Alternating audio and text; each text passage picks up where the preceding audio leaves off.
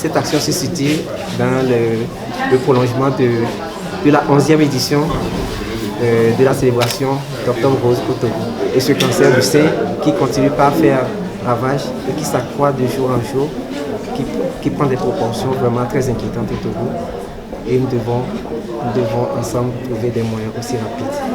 Et ce que je pourrais dire ce matin, c'est que c'est un sentiment de joie, que nous avons un partenaire qui est à l'écoute de nous, qui est l'UNFP, qui se soucie de notre cause et qui veut vraiment faire ce combat avec nous pour que ces femmes qui traversent ces moments difficiles soient vraiment rassurées, confiantes et espérer que nous pouvons vraiment aller au-delà de leur attente pour faire quelque chose pour amoindrir du kit. Le kit est composé des intrants, de produits médicaux et des produits de soins d'hygiène de tout genre, des choses que les femmes utilisent au quotidien. Et la composition était une idée qu'une femme, au prime abord, c'est qu'on suppose qu'une femme qui vient à l'hôpital, qui doit dépenser des longs sous, doit encore dépenser de petits sous pour des choses qui sont le basique. Donc nous avons pensé que ces trucs-là, on peut leur offrir pour soulager au moins leur parcours.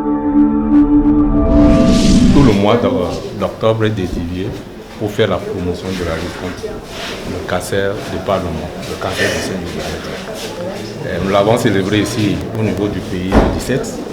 Et dans cette célébration, nous avons inscrit un appui aux porteuses du cancer du sein en matière de consommables pour les soins qu'ils encourent durant leur maladie.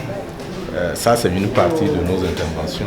Nous avons aussi appuyé la sensibilisation et l'apothéose qui a été célébrée le 17. C'est vrai, nous sommes une agence qui a un trophisme pour la femme.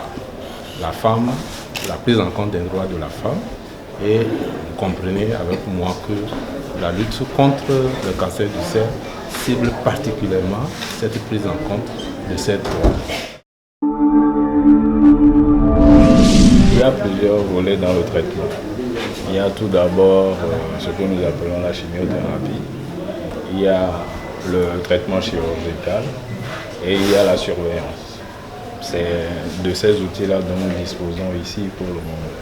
Nous ne disposons pas de radiothérapie au Togo pour le moment. Donc la prise en charge, les difficultés que nous rencontrons dans la prise en charge sont essentiellement des difficultés financières. C'est-à-dire que la charge du traitement revient à la patiente. Elle n'a pas de soutien pour lui alléger sa prise en charge. Donc, cela fait que la plupart des patientes que nous recevons sont perdues de vue.